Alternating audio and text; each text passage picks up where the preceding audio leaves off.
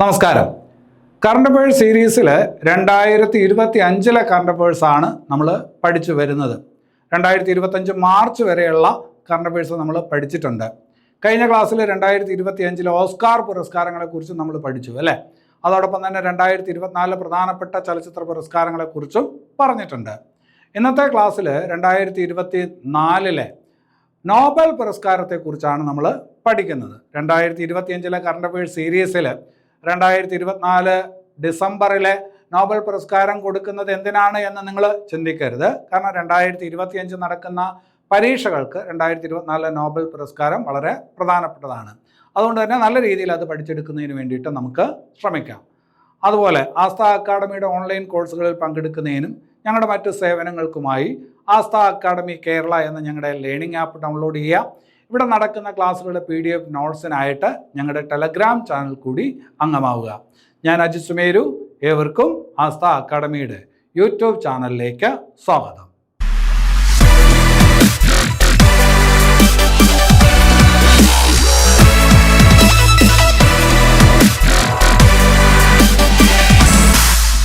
ശരി, 2024 നോബൽ പുരസ്കാരവുമായി ബന്ധപ്പെട്ട വസ്തുതകളാണ് ഇന്നത്തെ ക്ലാസ്സിനകത്ത് നമ്മൾ പഠിക്കുന്നത്.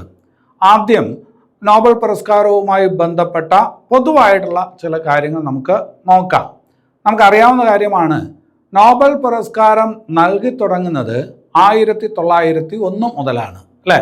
നോബൽ പുരസ്കാരം ആദ്യം നൽകി തുടങ്ങിയത് ഏത് വർഷം മുതലാണ്? 1901 മുതലാണ്. ആൽഫ്രഡ് നോബലിൻ്റെ ചരമദിനമായിട്ടുള്ള ഡിസംബർ 10 എല്ലാ കൊല്ലവും നോബൽ പുരസ്കാരം നൽകുന്നത് അല്ലേ.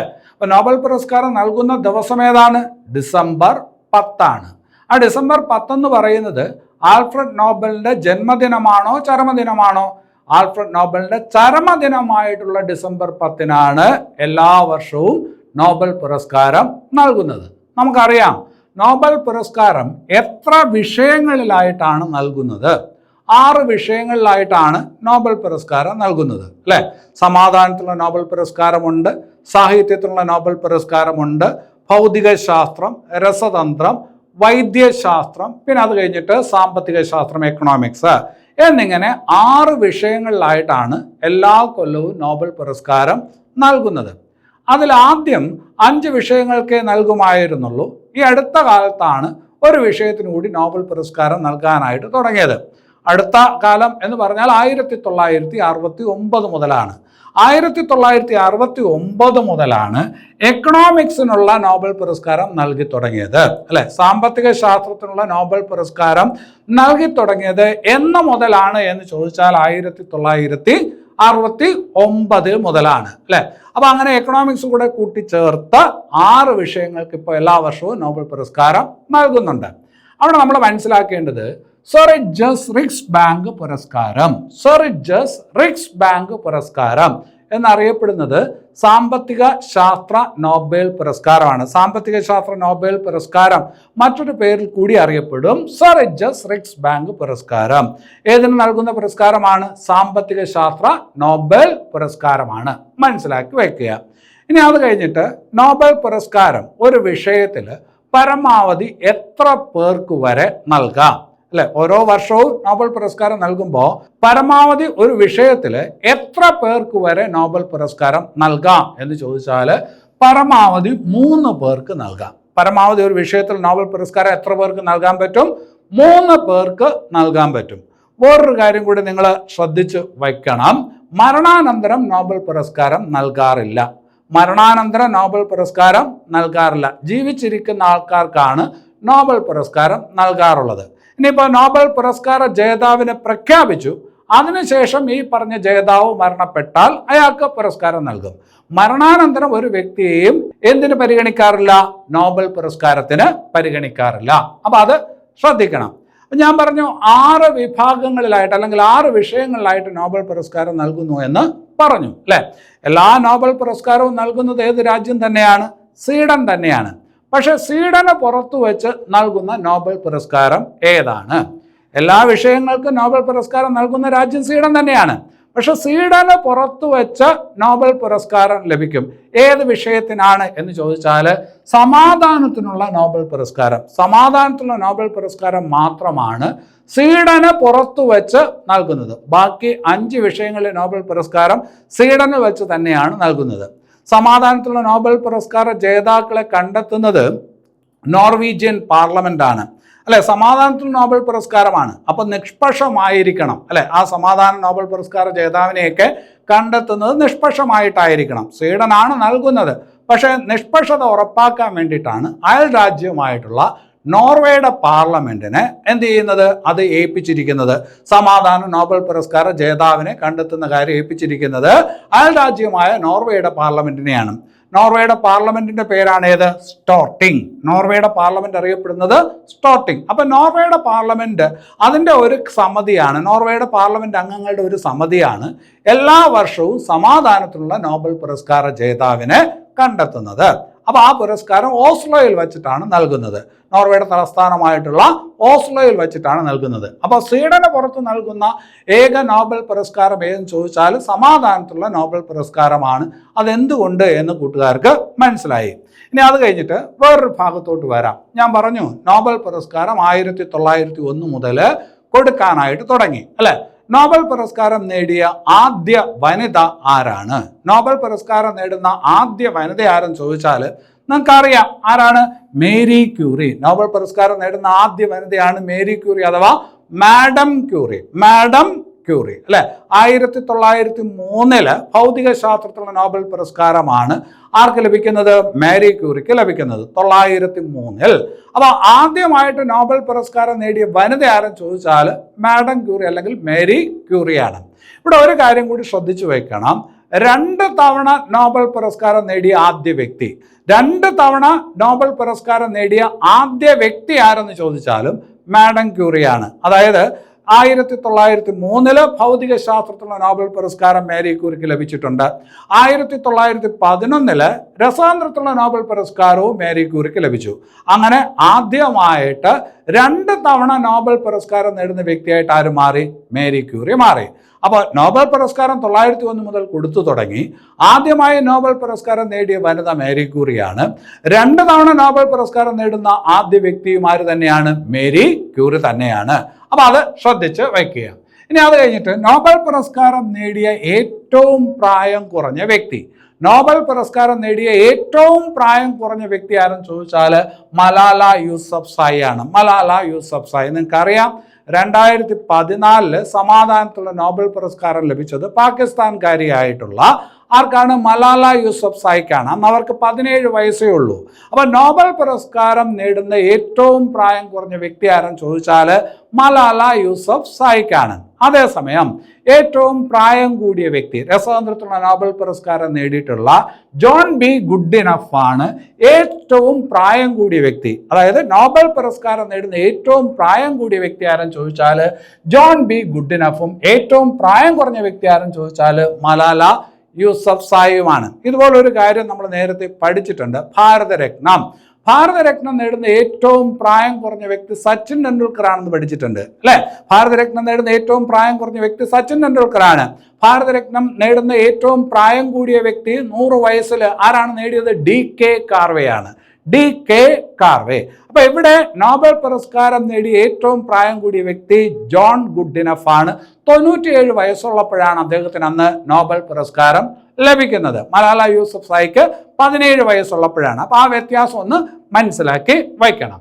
ഇനി അത് കഴിഞ്ഞിട്ട് നോബൽ പുരസ്കാരം നേടുന്ന ആദ്യ ഇന്ത്യക്കാരൻ അല്ലെങ്കിൽ ആദ്യ ഏഷ്യക്കാരൻ ആരെന്ന് ചോദിച്ചാൽ നിങ്ങൾക്ക് അറിയാം, രവീന്ദ്രനാഥ ടാഗോർ ആണ്, അല്ലെ? നോബൽ പുരസ്കാരം നേടുന്ന ആദ്യ ഇന്ത്യക്കാരൻ അല്ലെങ്കിൽ ആദ്യ ഏഷ്യക്കാരൻ ആരെന്ന് ചോദിച്ചാൽ രവീന്ദ്രനാഥ ടാഗോർ ആണ്. ഏത് വിഷയത്തിനാണ് നിങ്ങൾക്ക് അറിയാം? സാഹിത്യത്തിനാണ്. അദ്ദേഹത്തിൻ്റെ ഒരു കവിതാ സമാഹാരമുണ്ട്, ഏതാണ്? ഗീതാഞ്ജലി. ആ ഗീതാഞ്ജലി എന്ന് പറയുന്ന കവിതാ സമാഹാരത്തെ മുൻനിർത്തിയാണ് 1913 ആദ്യമായിട്ട് ഒരു ഇന്ത്യക്കാരൻ രവീന്ദ്രനാഥ ടാഗോറിന് എന്ത് ലഭിക്കുന്നത്? നോബൽ പുരസ്കാരം ലഭിക്കുന്നത്. ഏത് വിഷയത്തിനാണ്? സാഹിത്യത്തിനാണ്. നോബൽ പുരസ്കാരം നേടുന്ന ആദ്യ ഇന്ത്യൻ വനിത ആര് എന്ന് ചോദിച്ചാൽ മദർ തെരേസയാണ്. നോബൽ പുരസ്കാരം നേടുന്ന ആദ്യ ഇന്ത്യൻ വനിത മദർ തെരേസയാണ്. 1979 സമാധാനത്തിലുള്ള നോബൽ പുരസ്കാരമാണ് മദർ തെരേസയ്ക്ക് ലഭിച്ചിട്ടുള്ളത് എന്ന് നിങ്ങൾക്ക് അറിയാം. 1980 അവർക്ക് ഭാരതരത്ന പുരസ്കാരം ലഭിക്കുന്നത്. അപ്പോൾ ആദ്യമായിട്ട് നോബൽ പുരസ്കാരം നേടിയ ഇന്ത്യക്കാരൻ രവീന്ദ്രനാഥ് ടാഗോറാണ്. ആദ്യമായിട്ട് നോബൽ പുരസ്കാരം നേടുന്ന ഇന്ത്യൻ വനിത ആരെന്ന് ചോദിച്ചാൽ അത് മദർ തെരേസയാണ്. അപ്പോൾ അത് ശ്രദ്ധിച്ചു വയ്ക്കുക. ഇനി അത് കഴിഞ്ഞിട്ട് 2024 നോബൽ പുരസ്കാരത്തിലോട്ട് വരാം. 2024 നോബൽ പുരസ്കാരം സാഹിത്യത്തിനുള്ള നോബൽ പുരസ്കാരം 2024 സാഹിത്യത്തിലുള്ള നോബൽ പുരസ്കാരം ലഭിച്ചത് ഒരു വനിതയ്ക്കാണ്. 2024 സാഹിത്യത്തിലുള്ള നോബൽ പുരസ്കാരം ലഭിച്ചത് ഒരു വനിതയ്ക്കാണ്. ദക്ഷിണ കൊറിയക്കാരി ഒരു വനിതയ്ക്കാണ് 2024 സാഹിത്യത്തിലുള്ള നോബൽ പുരസ്കാരം ലഭിച്ചത്. ആർക്ക് എന്ന് ചോദിച്ചാൽ ഹാൻ കാങ്ങിനാണ്. ആർക്കാണ്? Han Kang. ഹാൻ കാങ് എന്ന് പറയുന്ന ഒരു ദക്ഷിണ കൊറിയൻ വനിതയ്ക്കാണ് 2024 സാഹിത്യത്തിനുള്ള നോബൽ പുരസ്കാരം ലഭിച്ചത്. അവരുടെ കാര്യം പറയുമ്പോൾ ഒരു കാര്യം കൂടി ഓർത്തു വെച്ചോണം. 2016 മാൻ ബുക്കർ പുരസ്കാരം ആർക്ക് ലഭിച്ചിട്ടുണ്ട്? ഹാൻ കാങ്ങിന് ലഭിച്ചിട്ടുണ്ട്. 2016 മാൻ ബുക്കർ പുരസ്കാരവും ആർക്ക് ലഭിച്ചിട്ടുണ്ട്? ഹാൻ കാങ്ങിന് ലഭിച്ചിട്ടുണ്ട്. മാൻ ബുക്കർ പുരസ്കാരം നേടിക്കൊടുത്ത അവരുടെ കൃതിയാണ് ദി വെജിറ്റേറിയൻ. ഹാൻ കാങ്ങിന് മാൻ ബുക്കർ പുരസ്കാരം നേടിക്കൊടുത്ത കൃതിയാണ് ഏത്? The vegetarian. അപ്പൊ 2024 സാഹിത്യ നോബൽ പുരസ്കാരം ലഭിച്ചത് ഹാൻ കാങ്ങിനാണ്. ഹാൻ കാങ്ങിന് മാൻ ബുക്കർ പുരസ്കാരം നേടിക്കൊടുത്ത കൃതിയാണ് ദി വെജിറ്റേറിയൻ. അപ്പൊ പരീക്ഷയ്ക്ക് ആ പോയിന്റ് കാണും. ദി വെജിറ്റേറിയൻ എന്ന് പറയുന്ന കൃതി രചിച്ചത് ആരാണ്? ഹാൻ കാങ് ആണ്. അതുപോലെ അവരുടെ മറ്റു ചില രചനകളുണ്ട്. ഹ്യൂമൻ ആക്ട്സ്, ഹ്യൂമൻ ആക്ട്സ്, പിന്നെ അത് കഴിഞ്ഞിട്ട് യൂറോപ്പ, അതൊരു ചെറുകഥയാണ്. ഹ്യൂമൻ ആക്ട്സ്, യൂറോപ്പ, പിന്നെ അത് കഴിഞ്ഞിട്ട് ദി വെജിറ്റേറിയൻ എന്നീ കൃതികൾ ആര് രചിച്ചു എന്ന് ചോദിച്ചാൽ ഹാൻ കാങ് ആണ്, അല്ലെ? ഞാൻ നേരത്തെ പറഞ്ഞു സാഹിത്യത്തിലുള്ള നോബൽ പുരസ്കാരം നേടുന്ന ആദ്യ ഇന്ത്യക്കാരൻ ആരാണ്? രവീന്ദ്രനാഥ് ടാഗോർ ആണ്. സാഹിത്യത്തിലുള്ള നോബൽ പുരസ്കാരം നേടുന്ന ആദ്യ ഏഷ്യൻ വനിത, സാഹിത്യത്തിലുള്ള നോബൽ പുരസ്കാരം നേടുന്ന ആദ്യ ഏഷ്യൻ വനിത ആര് എന്ന് ചോദിച്ചാൽ അതും ആര് തന്നെയാണ്? ഹാൻ കാങ് ആണ്. അപ്പോൾ അത് ശ്രദ്ധിച്ചു വയ്ക്കണം. സാഹിത്യത്തിനുള്ള നോബൽ പുരസ്കാരം നേടിയ ആദ്യ ഏഷ്യൻ വനിത ആരെന്ന് ചോദിച്ചാൽ ഹാൻ കാങ് ആണ് എന്നുള്ളത് ശ്രദ്ധിച്ച് വയ്ക്കണം. ഇനി അത് കഴിഞ്ഞിട്ട് സമാധാന നോബൽ പുരസ്കാരം. സമാധാനത്തിനുള്ള 2024 നോബൽ പുരസ്കാരം ലഭിച്ചതൊരു സംഘടനയ്ക്കാണ്. സംഘടനകൾക്ക് സമാധാനത്തിലുള്ള നോബൽ പുരസ്കാരം നൽകാറുണ്ട്.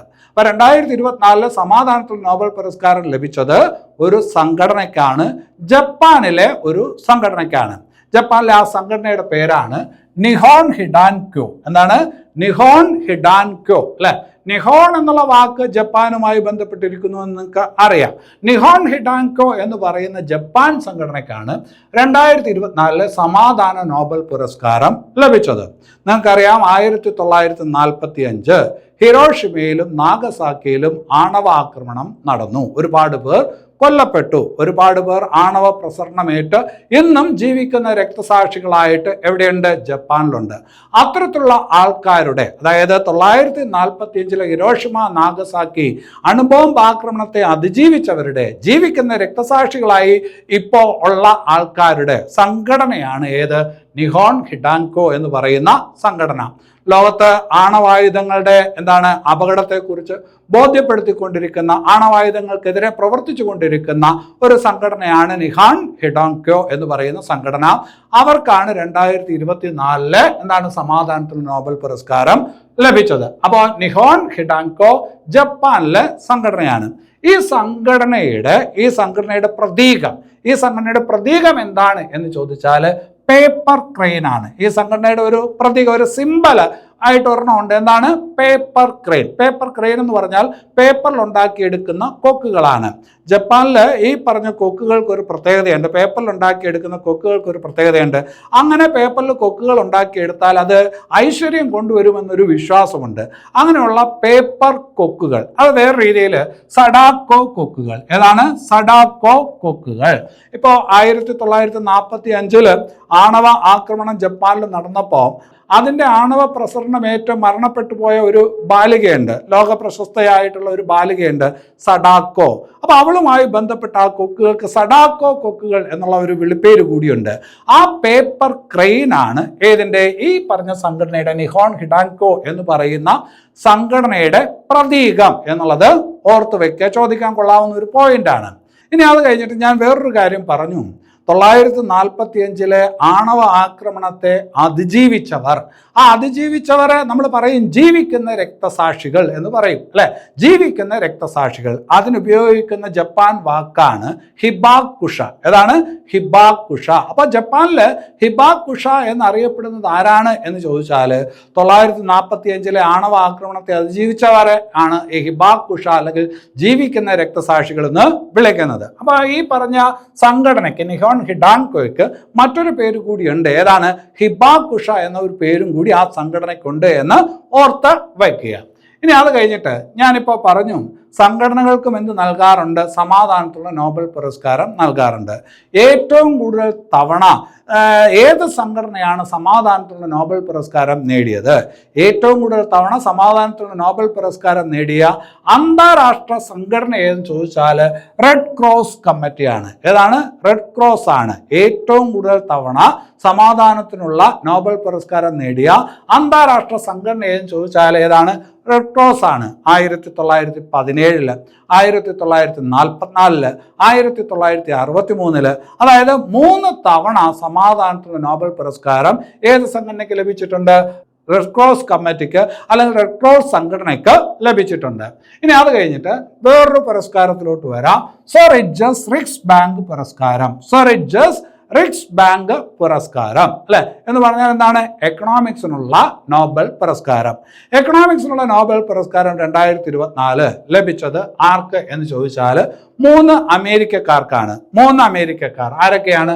Darren Acemoglu, Simon Johnson, Simon Johnson, James Robinson. ഈ പേരുകൾ നിങ്ങൾ ഹൃദയസ്ഥമാക്കണം. അപ്പോൾ 2024 എക്കണോമിക്സിലുള്ള നോബൽ പുരസ്കാരം 3 അമേരിക്കക്കാർക്കാണ് ലഭിച്ചത്. ഡാരൻ അസിമോഗ്ലു, സൈമൺ ജോൺസൺ, പിന്നെ അത് കഴിഞ്ഞിട്ട് ജെയിംസ് റോബിൻസൺ എന്നിങ്ങനെ 3 പേർക്കാണ് ലഭിച്ചത്. അവിടെ പരീക്ഷയ്ക്ക് ചോദിക്കുന്ന ഒരു ചോദ്യം എന്തായിരിക്കും? എന്തിനാണ് ഈ പറഞ്ഞ 3 പേർക്ക് എക്കണോമിക്സിലുള്ള നോബൽ പുരസ്കാരം കൊടുത്തത് എന്ന് ചോദിച്ചാൽ രാഷ്ട്രങ്ങൾക്കിടയിലുള്ള സാമ്പത്തിക അസമത്വങ്ങൾ അതിനെക്കുറിച്ചുള്ള പഠനത്തിനാണ് എന്ത് ചെയ്തത്? ഇവർക്ക് 3 പേർക്കും എക്കണോമിക്സിനുള്ള നോബൽ പുരസ്കാരം കൊടുത്തത്. രാഷ്ട്രങ്ങൾക്കിടയിലുള്ള സാമ്പത്തിക അസമത്വം അതിനുള്ള കാരണങ്ങൾ എന്താണ് എന്നുള്ള ഗവേഷണങ്ങൾക്കാണ് ഇവർക്ക് 3 പേർക്കും എക്കണോമിക്സിനുള്ള നോബൽ പുരസ്കാരം കൊടുത്തത്. അപ്പോൾ ആ പോയിന്റ് ശ്രദ്ധിച്ചു വെക്കുക. രാഷ്ട്രങ്ങൾക്കിടയിലുള്ള സാമ്പത്തിക അസമത്വം, അല്ലെ? ഇപ്പൊ അമേരിക്ക എന്ന് പറയുന്ന രാജ്യം വളരെ വികസിതമായിട്ടുള്ള രാജ്യം, ഫ്രാൻസ് ആയാലും ഇംഗ്ലണ്ട് ആയാലും അങ്ങനെ തന്നെയാണ്. പക്ഷേ ആഫ്രിക്കയിലെയും ഏഷ്യയിലെയും രാജ്യങ്ങൾ അത്രത്തോളം വികസിതമല്ല. എന്തുകൊണ്ട് അത് സംഭവിച്ചു? അങ്ങനെയുള്ള പഠനം, രാഷ്ട്രങ്ങൾക്കിടയിലുള്ള സാമ്പത്തിക അസമത്വങ്ങളെ കുറിച്ചുള്ള പഠനത്തിനാണ് 2024 എക്കണോമിക്സിലുള്ള നോബൽ പുരസ്കാരം 3 അമേരിക്കക്കാർക്ക്, അതായത് ഡാരൻ അസിമോഗ്ലുവിനും സൈമൺ ജോൺസണും ജെയിംസ് റോബിൻസണും ലഭിച്ചത്. അപ്പൊ അത് ശ്രദ്ധിച്ച് വയ്ക്കുക. ഇനി അത് കഴിഞ്ഞിട്ട് 2024 ഭൗതിക ശാസ്ത്ര നോബൽ പുരസ്കാരം 2 പേർക്കാണ് ലഭിച്ചത്. 2024 ഫിസിക്സിനുള്ള നോബൽ പുരസ്കാരം അല്ലെങ്കിൽ ഭൗതിക ശാസ്ത്രത്തിനുള്ള നോബൽ പുരസ്കാരം 2 പേർക്കാണ് ലഭിച്ചത്. ഒന്ന് ജോൺ ഹോപ്ഫീൽഡ്, വേറൊന്ന് ജെഫ്രി ഹിൻഡൻ. ജോൺ ഹോപ്ഫീൽഡ് USA-കാരനാണ്, ജെഫ്രി ഹിൻഡൻ കാനഡക്കാരനാണ്. അപ്പൊ 2024 ഭൗതിക ശാസ്ത്ര നോബൽ പുരസ്കാരം 2 പേർക്കാണ്, ജോൺ ഹോപ്ഫീൽഡ്, ജെഫ്രി ഹിൻഡൻ. അവിടെ നിങ്ങൾ ശ്രദ്ധിക്കേണ്ടത് എന്തിനാണ് ഈ പുരസ്കാരം കൊടുത്തത്? നിർമ്മിത ബുദ്ധിയുമായി ബന്ധപ്പെട്ട ഗവേഷണങ്ങൾക്ക്. അപ്പോൾ 2024 ഭൗതിക ശാസ്ത്ര നോബൽ പുരസ്കാരം ജോൺ ഹോപ്ഫീൽഡിനും ജെഫ്രി ഹിൻഡനും ലഭിച്ചു. വളരെ ചുരുക്കി പറയാണ്, എന്തിനാണ് പുരസ്കാരം ലഭിച്ചത്? നിർമ്മിത ബുദ്ധിയുമായി ബന്ധപ്പെട്ട ഗവേഷണങ്ങൾക്ക്. കുറച്ചുകൂടി വിശദീകരിച്ച് പറഞ്ഞാൽ ആർട്ടിഫിഷ്യൽ ന്യൂറൽ നെറ്റ്വർക്ക് ഉപയോഗിക്കുന്ന മെഷീൻ ലേണിംഗ് വികസിപ്പിച്ചതിന്, അല്ലെ? നിർമ്മിത ബുദ്ധി ഉപയോഗിച്ചുള്ള ന്യൂറൽ നെറ്റ്വർക്ക് ഉപയോഗിക്കുന്ന മെഷീൻ ലേണിംഗ് വികസിപ്പിച്ചതിനാണ് ഇവർക്ക് 2 പേർക്കും എന്ത് ലഭിച്ചത്? ഭൗതിക ശാസ്ത്രത്തിനുള്ള നോബൽ പുരസ്കാരം ലഭിച്ചത്. അവിടെ വേറൊരു കാര്യം കൂടി നിങ്ങൾ മനസ്സിലാക്കി വെക്കണം. AI-യുടെ ഗോഡ് ഫാദർ, നിർമ്മിത ബുദ്ധിയുടെ ഗോഡ് ഫാദർ, പിതാമഹൻ എന്നൊക്കെ പറയാം. AI-യുടെ ഗോഡ് ഫാദർ എന്ന് വിളിക്കപ്പെടുന്നത് ആരെന്ന് ചോദിച്ചാൽ ജെഫ്രി ഹിൻഡൺ ആണ്. AI-യുടെ ഗോഡ് ഫാദർ എന്ന് വിളിക്കപ്പെടുന്ന ആരാണ്? ജെഫ്രി ഹിൻഡൺ അല്ലെ. അപ്പൊ 2024 ഭൗതിക ശാസ്ത്രത്തിന് നോബൽ പുരസ്കാരം നേടിയ AI-യുടെ ഗോഡ് ഫാദർ എന്ന് വിളിക്കപ്പെടുന്ന ശാസ്ത്രജ്ഞൻ ആര് എന്ന് ചോദിച്ചാൽ ജെഫ്രി ഹിൻഡൺ ആണ്. അപ്പോ രണ്ടുപേരുടെ പേര് പഠിക്കുക. ആരുടെയൊക്കെ പേരാണ്? ജോൺ ഹോപ്ഫീൽഡും ജെഫ്രി ഹിൻഡണും. ജെഫ്രി ഹിൻഡനെ പറയും, എങ്ങനെ പറയും? AI-യുടെ ഗോഡ് ഫാദർ എന്ന് പറയും. അപ്പൊ അതുകൂടി ശ്രദ്ധിച്ച് വയ്ക്കുക. ഇനി അത് കഴിഞ്ഞിട്ട് 2024 രസതന്ത്ര നോബൽ പുരസ്കാരം, 2024 രസതന്ത്ര നോബൽ പുരസ്കാരം 3 പേർക്കാണ് ലഭിച്ചത്. ഒന്ന് ഡേവിഡ് ബേക്കർ, വേറൊന്ന് ഡെമിസ് ഹസാബിസ്, വേറൊന്ന് ജോൺ ജമ്പർ അല്ലെ. 2024 രസതന്ത്ര നോബൽ പുരസ്കാരം 3 പേർക്ക് ലഭിച്ചു അല്ലെ. നമ്മൾ നേരത്തെ പറഞ്ഞ എക്കണോമിക്സിലുള്ള നോബൽ പുരസ്കാരം 3 പേർക്ക് ലഭിച്ചു. ഭൗതിക ശാസ്ത്രത്തിനുള്ള നോബൽ പുരസ്കാരം 2 പേർക്ക് ലഭിച്ചു അല്ലെ. ഇപ്പൊ ഇവിടെ രസതന്ത്രത്തിന്റെ നോബൽ പുരസ്കാരം എത്ര പേർക്കാണ് ലഭിച്ചത്? 3 പേർക്കാണ്. ഡേവിഡ് ബെക്കർ, പിന്നെ അത് കഴിഞ്ഞിട്ട് ഡെമിസ് ഹസാബിസ്. അപ്പൊ 2 D ഉണ്ട്, എന്റെ മനസ്സിൽ D2 എന്നാണ്. പിന്നെ അത് കഴിഞ്ഞിട്ട് ജോൺ ജമ്പർ D2J അല്ലെ. D2J രസതന്ത്രമല്ലേ. D2O എന്ന് പറയുന്നത് ഖനജലം ആണെന്ന് നിങ്ങൾ പഠിച്ചിട്ടുണ്ട്. D2O ഖനജലം, ഹെവി വാട്ടർ ആണെന്ന് പഠിച്ചിട്ടുണ്ട് അല്ലെ. ഇതിപ്പോ D2J എന്ന് ഓർക്കുക. ഡേവിഡ് ബെക്കർ, പിന്നെ അത് കഴിഞ്ഞിട്ട് ഡെമിസ് ഹസാബിസ്, ജോൺ ജമ്പർ എന്നിവർക്കാണ് 2024 രസതന്ത്ര നോബൽ പുരസ്കാരം ലഭിച്ചത്. അതുകൊണ്ട് തീർന്നില്ല. എന്തിനാണ് ഇവർക്ക് പുരസ്കാരം ലഭിച്ചത് എന്ന് നമ്മൾ അറിയണം. ഒന്ന്, പ്രോട്ടീൻ്റെ ഘടനയും മറ്റും അടങ്ങുന്ന ഗവേഷണങ്ങൾക്ക്. പൊതുവിൽ പറഞ്ഞാൽ ഇവർക്ക് 3 പേർക്ക് നോബൽ പുരസ്കാരം രസതന്ത്രത്തിന് ലഭിച്ചത് എന്തിനാണ്? പ്രോട്ടീൻ്റെ ഘടനയും മറ്റും അടങ്ങുന്ന ഗവേഷണങ്ങൾക്ക്. പ്രോട്ടീനുമായി ബന്ധപ്പെട്ട, അതിൻ്റെ ഘടനയുമായി ബന്ധപ്പെട്ട ഗവേഷണങ്ങൾക്കാണ് രസതന്ത്രത്തിന് ഇത്തവണ ഈ പറഞ്ഞ 3 പേർക്കും നോബൽ പുരസ്കാരം ലഭിച്ചിരിക്കുന്നത്. പ്രോട്ടീൻ്റെ ഘടനയുമായി ബന്ധപ്പെട്ട ഗവേഷണങ്ങൾക്ക് അല്ലെ. പ്രോട്ടീൻ എന്ന് പറയുന്നത് ശരീര നിർമ്മിതിക്ക് വളരെ ആവശ്യമായിട്ടുള്ള ഒരു ഘടകമാണ് എന്ന് നിങ്ങൾക്കറിയാം. നമ്മുടെ ശരീരത്തിലെ ഹോർമോണുകൾ, നമ്മുടെ ശരീരത്തിലെ രാസാഗ്നികളെല്ലാം ഏതുമായി ബന്ധപ്പെട്ടിരിക്കുന്നു? പ്രോട്ടീനുമായി ബന്ധപ്പെട്ടിരിക്കുന്നു. 10-20 തരത്തിലുള്ള അമിനോ ആസിഡുകൾ കൊണ്ട് നിർമ്മിക്കപ്പെടുന്ന പ്രോട്ടീൻ അല്ലെ. അപ്പം ജീവശരീരത്തെ സംബന്ധിച്ചിടത്തോളം വളരെ പ്രധാനപ്പെട്ട ഒരു ബിൽഡിംഗ് ബ്ലോക്ക് ആണ് ഏതെന്ന് പറയുന്നത്? പ്രോട്ടീൻ എന്ന് പറയുന്നത്. അപ്പൊ ആ പ്രോട്ടീന്റെ ഘടനയുമായി ബന്ധപ്പെട്ട ഗവേഷണങ്ങൾക്കാണ് 2024 രസതന്ത്രത്തിലുള്ള നോബൽ പുരസ്കാരം നൽകിയിട്ടുള്ളത്. ഇനി അത് കഴിഞ്ഞിട്ട് കുറച്ചുകൂടി ഈ പറഞ്ഞ വിശദമായിട്ട് പറഞ്ഞാൽ കമ്പ്യൂട്ടേഷണൽ പ്രോട്ടീൻ ഡിസൈനുമായി ബന്ധപ്പെട്ട ഗവേഷണത്തിനാണ് അതിൽ ആർക്ക് കിട്ടിയത്? ഡേവിഡ് ബെക്കറിന് ഈ പറഞ്ഞ പുരസ്കാരം ലഭിച്ചത്. എങ്ങനെയാണ്? കമ്പ്യൂട്ടേഷണൽ പ്രോട്ടീൻ ഡിസൈനുമായി ബന്ധപ്പെട്ട ഗവേഷണങ്ങൾക്ക്, അതായത് കമ്പ്യൂട്ടറിന്റെ സഹായത്തോടെ പ്രോട്ടീൻ്റെ ഘടന ഈ പറഞ്ഞ നിർമ്മിച്ചെടുക്കുന്നതിന് വേണ്ടിയിട്ടുള്ള ഘടന, അല്ലെങ്കിൽ അത് ഡിസൈൻ ചെയ്യുന്നതിന് വേണ്ടിയിട്ടുള്ള ഗവേഷണത്തിന്. കമ്പ്യൂട്ടേഷണൽ എന്ന് പറഞ്ഞാൽ എന്താണ്? കമ്പ്യൂട്ടേഷണൽ പ്രോട്ടീൻ ഡിസൈൻ എന്ന് പറഞ്ഞാൽ എന്താണ്? കമ്പ്യൂട്ടറുകളുടെ സഹായത്താൽ ഈ പറഞ്ഞ പ്രോട്ടീൻ ഡിസൈനുകൾ ഡെവലപ്പ് ചെയ്യുന്നതിന് വേണ്ടിയിട്ടുള്ള ഗവേഷണത്തിനാണ് ആർക്ക് ലഭിച്ചത്? ഈ പറഞ്ഞ ബേക്കറിന് എന്ത് ലഭിച്ചത്? രസതന്ത്രത്തിനുള്ള നോബൽ പുരസ്കാരം ലഭിച്ചത്. അതേസമയം AI-യുടെ സാധ്യതകൾ ഉപയോഗിച്ച് പ്രോട്ടീൻ്റെ ഘടനാ പ്രവചനത്തിനാണ്, AI-യുടെ സാധ്യതകൾ ഉപയോഗിച്ച് പ്രോട്ടീൻ്റെ ഘടനാ പ്രവചനത്തിനാണ് മറ്റു 2 പേർക്ക്, അതായത് ഹസാബിസിനും ജമ്പറിനും എന്ത് ലഭിച്ചത്? 2024 രസതന്ത്ര നോബൽ പുരസ്കാരം ലഭിച്ചത്. അപ്പോൾ ബേക്കറിന് ലഭിച്ചത് കമ്പ്യൂട്ടേഷണൽ പ്രോട്ടീൻ ഡിസൈനുമായി ബന്ധപ്പെട്ട ഗവേഷണത്തിനാണ്. പൊതുവെ നമ്മൾ പറയും പ്രോട്ടീൻ്റെ ഘടനയുമായി ബന്ധപ്പെട്ട ഗവേഷണങ്ങൾക്കാണ് 2024 രസതന്ത്ര നോബൽ പുരസ്കാരം നൽകിയത്.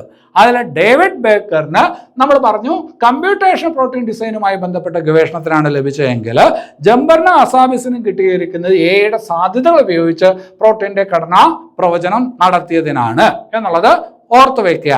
അവിടെ ചോദിക്കാൻ കൊള്ളാവുന്ന ഒരു ഉപചോദ്യമാണ് AI മോഡൽ. ഹസാബിസും ജമ്പറും ചേർന്ന് വികസിപ്പിച്ചെടുത്ത പ്രോട്ടീൻ്റെ ഘടന പ്രവചിക്കുന്നതിനുള്ള AI മോഡൽ, അതിൻ്റെ പേരാണ് AlphaFold 2.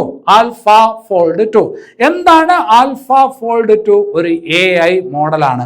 എന്തിനുള്ള AI മോഡൽ? പ്രോട്ടീൻ്റെ ഘടന പ്രവചിക്കുന്നതിനുള്ള AI മോഡൽ. പ്രോട്ടീൻ്റെ ഘടന പ്രവചിക്കുന്നതിനുള്ള AI മോഡൽ ഏതാണ്? AlphaFold 2. ഇത് വികസിപ്പിച്ചത് ആരാണ്? ഹസാബിസും ജമ്പറും ചേർന്നാണ്. അപ്പൊ അത് ശ്രദ്ധിച്ച് വയ്ക്കുക. ഇനി അത് കഴിഞ്ഞിട്ട് 2024 വൈദ്യശാസ്ത്ര നോബൽ പുരസ്കാരം 2024 വൈദ്യശാസ്ത്ര നോബൽ പുരസ്കാരം 2 പേർക്കാണ് ലഭിച്ചത്. Victor Ambrose, Gary rockin'. Victor Ambrose, Gary rockin' 2 പേരും അമേരിക്കക്കാരാണ്. വിക്ടർ ആംബ്രോസ്, ഗാരി റോക്കിൻ 2 പേരും അമേരിക്കക്കാരാണ്. 2024 വൈദ്യശാസ്ത്ര നോബൽ പുരസ്കാരം ആർക്കൊക്കെ ലഭിച്ചു? Victor Ambrose, Gary rockin'. ഇവിടെ നിങ്ങൾ ശ്രദ്ധിക്കേണ്ട എന്താണ്? ജീൻ പ്രവർത്തനം ശരീരത്തിൽ ക്രമപ്പെടുത്തുന്നതിൻ്റെ അടിസ്ഥാന പ്രക്രിയ മനസ്സിലാക്കിയതിനാണ് എന്ത് കിട്ടിയത്? 2024 വൈദ്യശാസ്ത്ര നോബൽ പുരസ്കാരം ലഭിച്ചത്. അപ്പോൾ അത് മനസ്സിലാക്കി വെക്കുക. ജീൻ പ്രവർത്തനം ശരീരത്തിൽ ക്രമപ്പെടുത്തുന്നതിൻ്റെ അടിസ്ഥാന പ്രക്രിയ മനസ്സിലാക്കിയതിന് വേറൊരു കാര്യം കൂടിയുണ്ട്. മൈക്രോ RNA കണ്ടുപിടുത്തത്തിന് ജീൻ പ്രവർത്തനം ശരീരത്തിൽ ക്രമപ്പെടുത്തുന്നതിൻ്റെ അടിസ്ഥാന പ്രക്രിയ മനസ്സിലാക്കിയതിന് അല്ലെ. ഇപ്പൊ നമ്മുടെ ശരീരത്തിനകത്ത് ഒരുപാട് തരം കോശങ്ങളുണ്ട്.